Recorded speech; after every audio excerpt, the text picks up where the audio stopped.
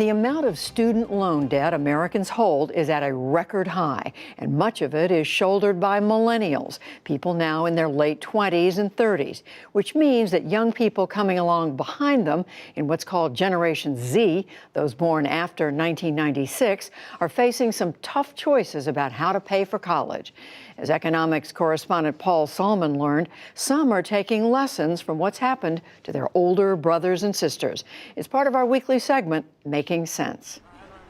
And this is the famous gate here of Columbia. So you've all visited here? Yeah. Wow. Students across the country are clamoring to get into schools like Columbia University, where barely 6% of applicants are accepted despite its cost, $74,000 a year, including room and board, more than $10,000 greater than the typical U.S. household earns in a year. For my family, college expenses are not the easiest thing to pay for.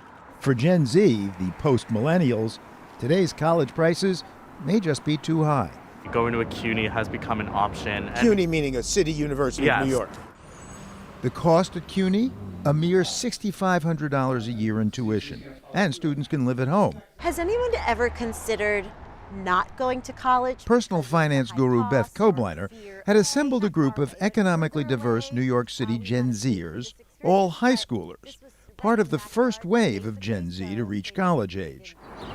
We crossed Broadway to Barnard, a women's college long tied to Columbia. Price? This school is $70,000 a year. 70,000 a year. That's room, board, tuition, and car. And a car. No car.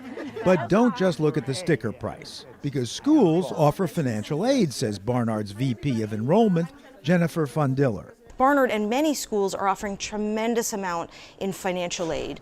We meet 100% of need, which means that if your family can't afford the cost of Barnard, we're going to help you and meet that need that you have. But to meet that need also requires most students to borrow.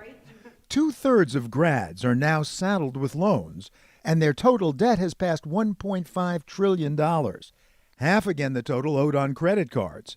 That's 45 million borrowers, averaging more than $30,000 each. The story at Barnard? Our students do take out loans, but we really limit and maximize the loans that they can get out. Do you give guidelines like how much debt is too much debt? There's not necessarily a cap, but we'll talk to them about what do they feel comfortable with. 15 years ago, millennials' top worry about applying for college was getting into their top choice. Today, Gen Zers say it's student debt. How many of you are worried about taking on student loans? Who was not worried? And is that because you come from a family where there's enough money already? No, it's because I've already implanted in my mind that I have to work as hard as I have to in order to have a scholarship that will get me through college. It's not that you're not scared of them, you're just not going anywhere near them. Yeah. I feel like I'm scared of taking out loans just because the word debt is just very intimidating. Kobliner, who writes and speaks about youth finance, admires Gen Z's caution when it comes to debt, but warns against becoming phobic. I don't think student loans are necessarily a horrible thing, but you want to stick with federal student loans. So federal student loans, because they have a much lower interest rate. Given the price and the opportunity cost of college, however, the money you could make by working instead, why not just go to school online, which can be thousands cheaper in tuition, or skip college altogether? People always talk about the college experience and how important it is. So I feel like if you want to develop socially, like going to college and just being on a campus and like being on your own and like putting yourself in a situation where you have to get to know people is extremely vital to your life. You could also like be with people that feed off your knowledge, or you could feed off their knowledge. So that's kind of the main reason for me, is to be with other people, just like, to connect. I learn better when I'm in a classroom setting. When I'm at home on my computer, I can be on my phone and I could just get distracted so easily. I can have the lesson being on my computer screen right there and then have Netflix on the side. Indeed, the Pew Research Center reports that fully 59% of Gen Zers aged 18 to 20 were enrolled in college, compared to 53% of millennials in 2002. In 1986, the number was only 44%. The main reason for the rise seems obvious. College, though pricier than ever, has been a historically good investment. On average, grads make $300,000 more over their lifetime, even after subtracting tuition and other costs, than their diploma-less peers. But will it continue to pay going forward? Hey, PayPal founder Peter Thiel, though himself a Stanford grad, has offered students with good ideas $100,000 to start a company instead of going to school. Would you accept it? For me, not just going ahead and taking risks, because what if I fail? You know, what am I going to do then? Like, I have to get another job, but how can I get another job with a high school degree only? You know what I mean? Like, it doesn't like really play out. I have to think of a plan B if all else fails.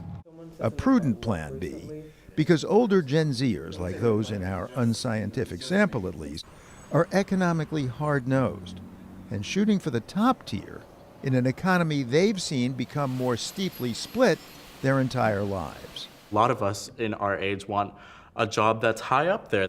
Maybe the dream is to become rich or higher middle class. Anxiety about what economic class they'll wind up in is increasingly evident in the actual college classes students choose.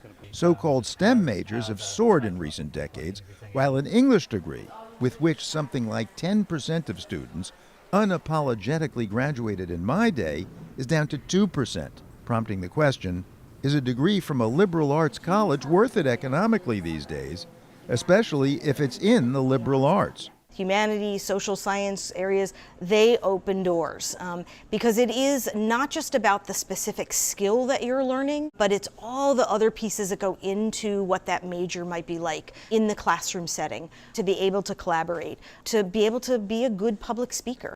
Von Diller's humanities pitch sounded good to me. I focused on art history and sociology, and to Beth Kobliner, a proud English major.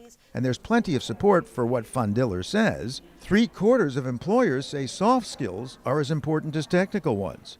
But to our Gen Zers, I don't really believe that. I didn't really buy her argument either. If I'm someone who's is looking between two people, one who is an English major and one who has a major that is necessary for the field, I'm going to choose the one who's necessary for the field. Lauren, you agree with that? Yeah, I love certain literature that I have read at my school, and I just would love to continue doing that, but at the end of the day, that kind of doesn't really lead anywhere.